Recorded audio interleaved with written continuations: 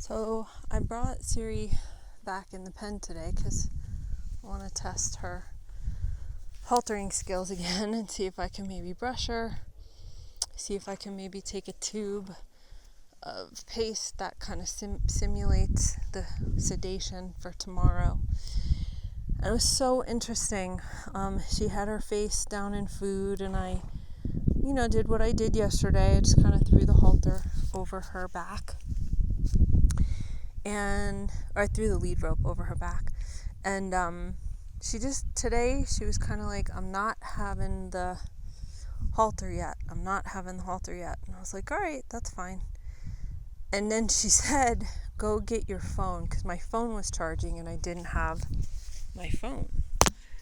So she said, I really want to share with you what it's like when you halter us.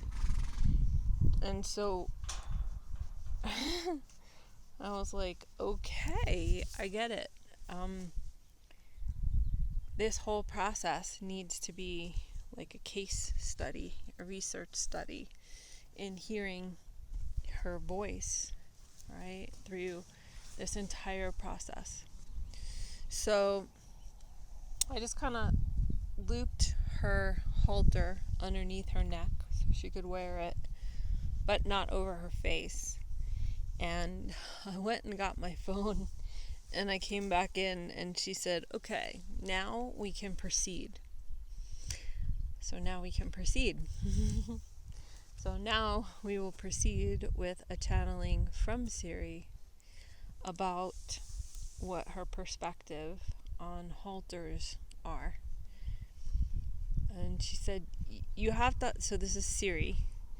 She said, you humans believe, what's the big deal? It's just a halter.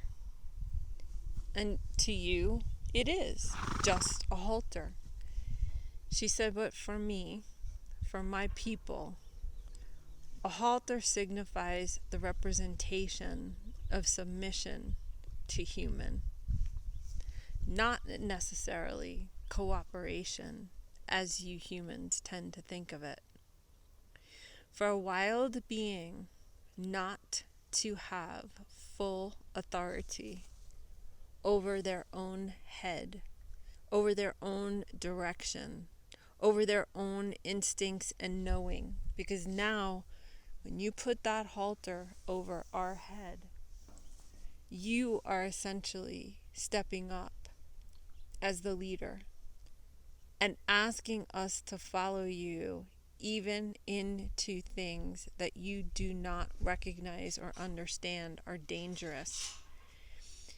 So when you go to halter a horse, just like picking up a horse's feet, there has to be a rebalancing of respect and honor and dignity for what you are actually asking for.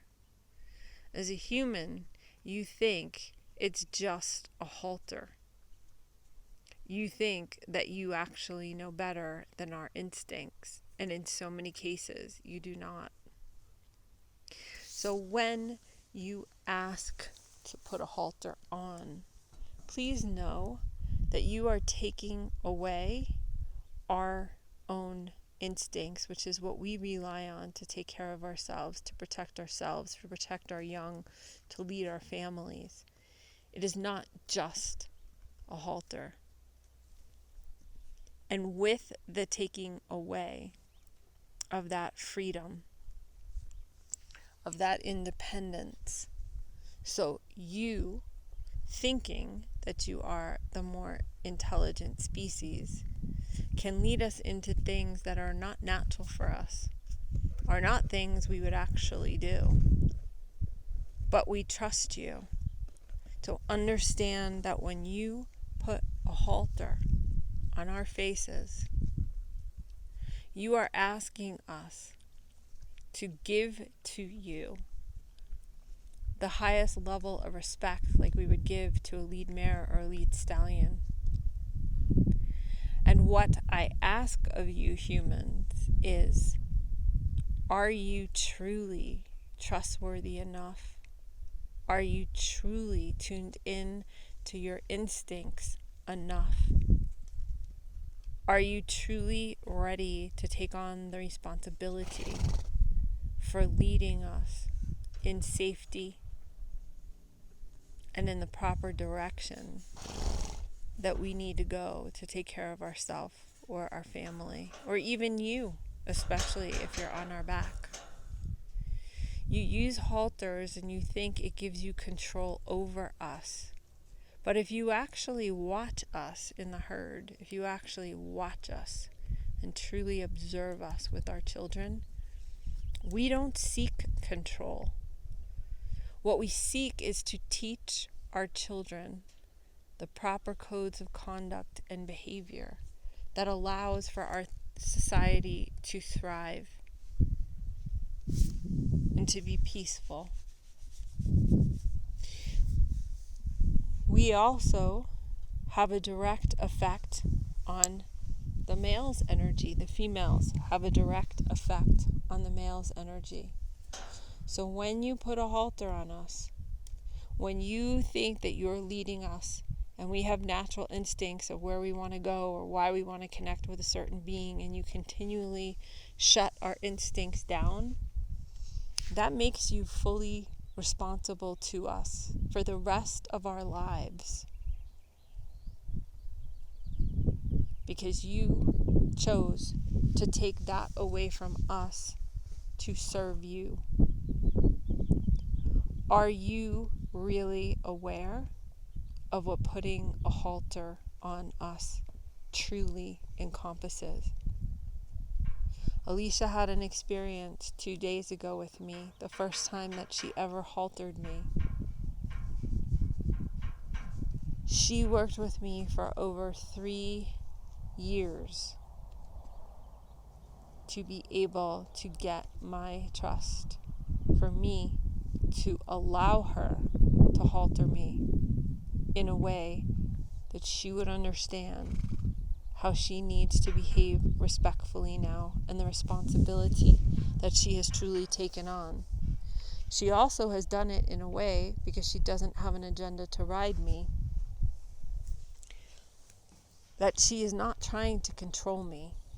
But me, Siri, I am starting to understand that she will need to halter me at times, and it is for my best interest.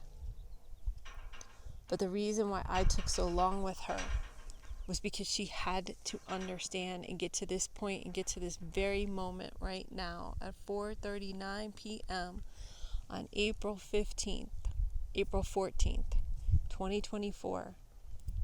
She had to be able to understand that this was not an accomplishment she was accomplishing by getting a halter on me. It was a process that we are walking through to understand how to be in right relationship and respectful and in deep alignment with one another, so she truly understands that putting a halter on me was not an accomplishment. It was years of my training her to understand who she needs to be and how she needs to be to earn my trust and respect, so that I will allow myself to be haltered by her because of that deeply built trust.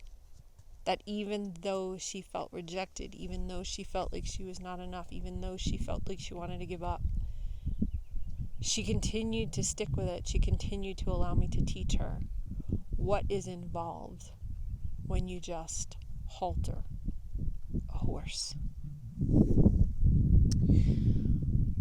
Okay, well, I think that about sums that one up. And now I understand why she wasn't letting me put the halter on. She didn't want me to miss speaking about any of this, and she did not want me to miss her transmission of what putting a halter on a horse actually entails from the horse's soul perspective.